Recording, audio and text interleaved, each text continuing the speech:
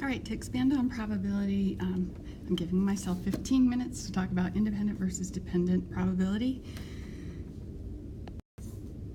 All right, so compound events. Those are outcomes for two or more events, and some examples are rolling a dice and then tossing a coin. The first event's rolling a dice, the second event's tossing a coin, so that makes it a compound event. Spinning a spinner and drawing a marble from a bag. Independent events. So compound events can be independent or dependent. I'm going to talk about independent first. An independent event has no bearing on the chance of another event happening, and some examples of that are owning a dog and growing your own herb garden. Those two things have nothing to do with each other, and the probability that you're a dog lover or an herb lover are separate. Paying off your mortgage and owning a Chevy Cavalier, winning the lottery and running out of milk, those are all independent events. The probability of two independent events are calculated with multiplication, so the probability of A and B is the probability of A times the probability of B. All right, for my example, this is an independent event. Whether it rains one day or another, those are not related to each other. The probability that it rains on any one day for part A is 6 out of 7, which is roughly 85.7%. Two successive days. Since this is independent of each other, it'd be 6/7 times 6/7, which is the same as 6/7 squared, which happens to be about 0.735. And then 3 successive days, you would multiply 6/7 together 3 times, so 6/7 cubed, and that is 0.630 roughly. Pretty easy. Now you try. I have two marksmen. They fire at a target simultaneously. Jerry hits the target 70% of the time. Benita hits 80% of the time. Determine all the following probabilities. Turn this off. Turn it back on when you're ready to check your answer. Okay, in this case, I might find it easier to make a tree diagram because I have two people. I'm going to call this Jerry, and I'm going to call hits the target, and Jerry, the complement of that is that Jerry misses the target. And if Jerry hits the target, it doesn't matter whether it has no bearing on the effect of Benita hitting. So that's the probability of Benita hitting the target and not hitting the target. And the same thing could happen whether Jerry misses or not. All right, the probability of Jerry hitting is 0.7 and 0.3 that he misses. And then the probability that Benita hits is 0.8, which makes the probability that she misses 0.2. So 0.8 and 0.2 here as well. So my sample space is Janita hits, Benita hit, or Jerry hits, Benita hits, Jerry hits, Benita misses, Jerry misses, Benita hits, Jerry misses, Benita misses. Okay. So the probability that they both hit the target, that is this outcome. So the probability of J and B is equal to 0.7 times 0.8, which is 0.56. Okay, the probability that they both miss is this outcome here. The probability that Janita misses and Jerry misses and Benita misses is going to be 0.3 times 0.2, which is 0.06. Jerry hits, but Benita misses. The probability of Janira hitting and Benita missing, that is here. So that's 0.7 times 0.2, which is 0.14. And the probability, finally, that Benita hits and Jerry misses is going to be this last one, and that is 0.3 times 0.8, which is 0.24. Yeah, 0.24. Okay, that is all of the answers. And you'll notice that since I've covered all of the sample space, that all of my probabilities here equal 1. And that needs to happen if you are accounting for all the probabilities or you've made a mistake somewhere. All right, so now we're going to talk about dependent events. Two events are dependent if the first event influences the probability of the second event or any subsequent events. For example, robbing a bank and going to jail. Those depend on each other. Not paying your power bill on time and having your power cut off, boarding a plane first and finding a good seat. Those are all examples of dependent events. And dependent events, the formula is the probability of A and B is equal to the probability of A times the probability of B. This right here,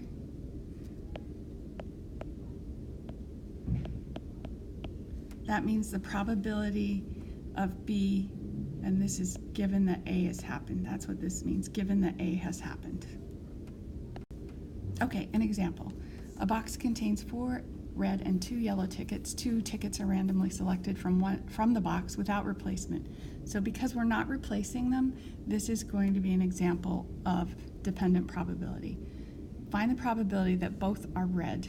So we have a total of 6 tickets. 4 of them are red. So probability of red, I'm going to use this symbol instead of writing out the word and. You'll remember from set notation, hopefully in geometry, that means and. So the first one being red would be 4 out of 6 because there are 4 red ones to begin with and 6 tickets total. The probability of the second one being red changes though because I'm not putting that ticket back. There are only 5 left to choose from. And since the first one I took was red, there are only 3 red ones left to choose from.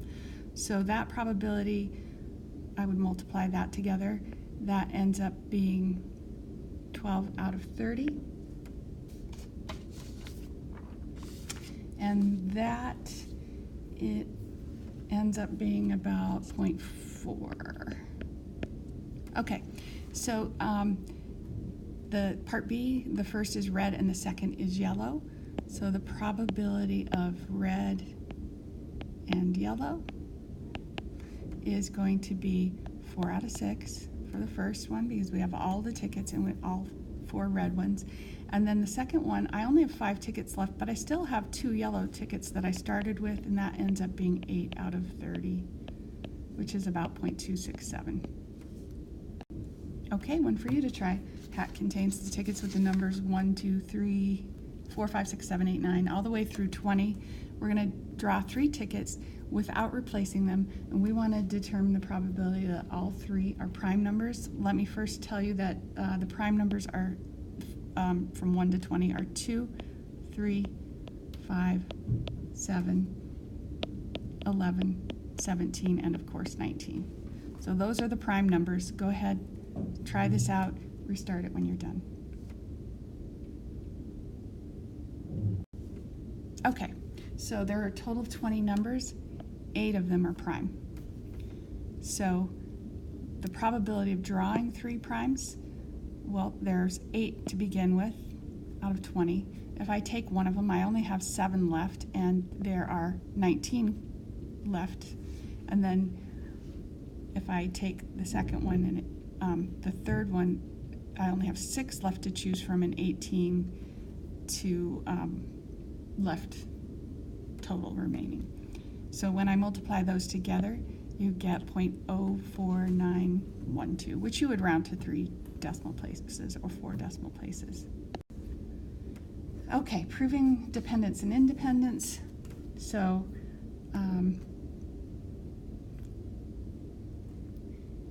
for independent events. So for independent events, the probability of A times the probability of B has to equal the probability of A and B. Okay, for dependent,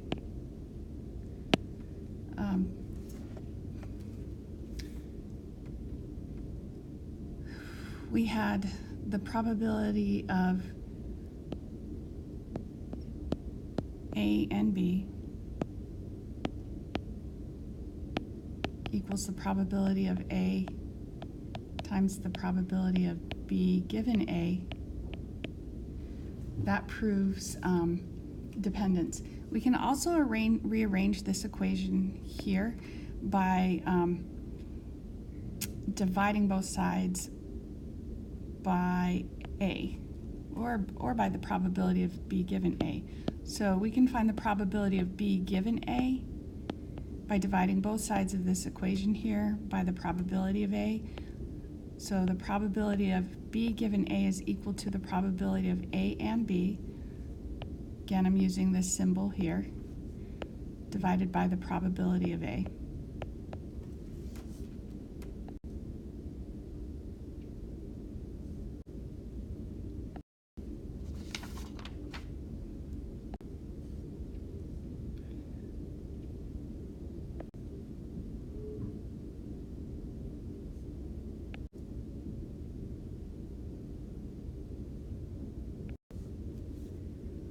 All right, it's a little neater on this page.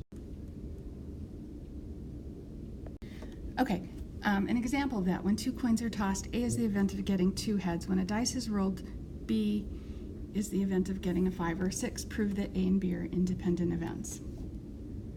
So I'm going to make a little grid here to demonstrate my sample space. I have 6 coins, or I mean 6 sides of a dice, sorry. 1, 2, 3, 4, 5, 6, and I have 4 outcomes possible for tossing 2 coins. That'd be heads, heads, heads, tails, tails, heads, and tails, tails. All right, and the probabilities overlap.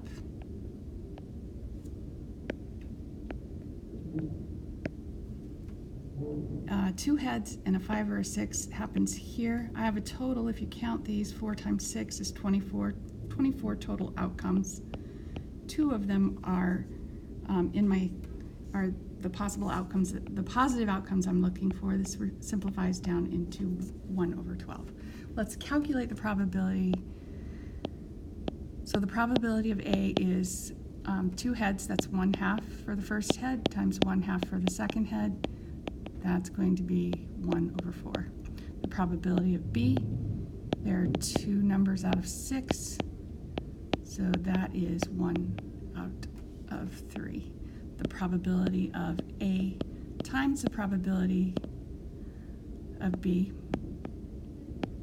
is going to be 1/3 times 1/4, which is 1/12. Same as this, so they are independent events. Okay, so for example, we have 2 coins. All right, sampling. Sampling can be independent or dependent. If it's independent, then it's with replacement. If it's dependent, it's without replacement. And it's used for in manufacturing to check quality of things. So sometimes you can't replace things, like if you're testing chocolate, you don't take a bite out of a chocolate and give it back.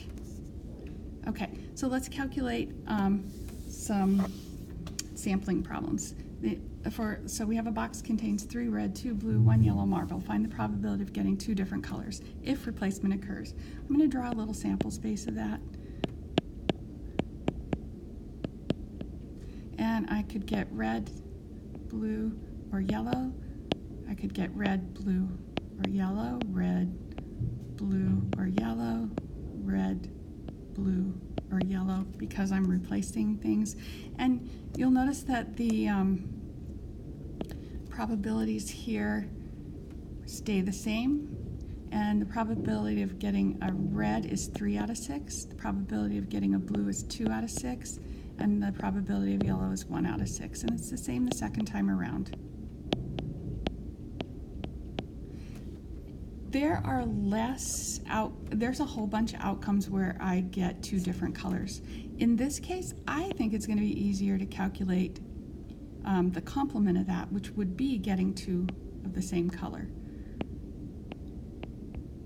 And then in that case, I would subtract the answer from 1.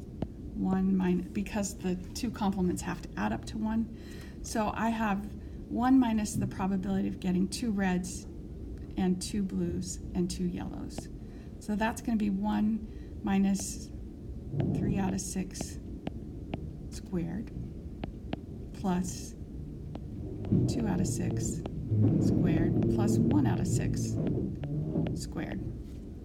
And that ends up being 1 minus 9, 4, and 1, which would be 14 out of 36. Notice I didn't simplify these ahead of time. That's so I could calculate them more easily, which is 22 out of 36.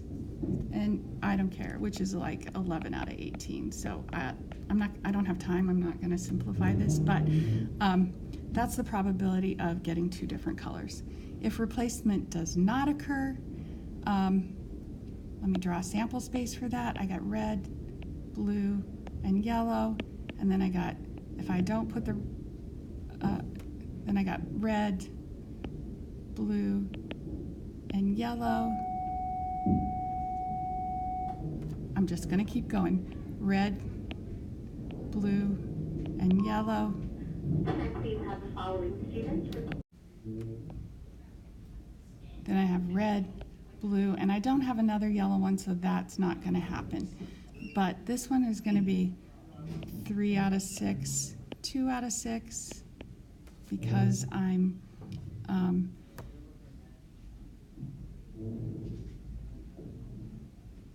or no, not 2 out of 6, 2 out of 5. This one's going to be 2 out of 6, and then 1 out of 6, and then this one won't happen where I will get 2 of the same. This is the only place I'm going to get 2 of the same. I'm either going to get 2 red or 2 blue, which is going to be 1 minus 3 out of 6 times 2 out of 5. And 2 out of 6 times 1 out of 6. Okay, that leaves me with 1 minus 5 out of 30 plus 2 out of 30, which would be 7 out of 30, which is going to be 23 out of 30. And that's how you do that. That's it. I just made it in time to get to my advisory.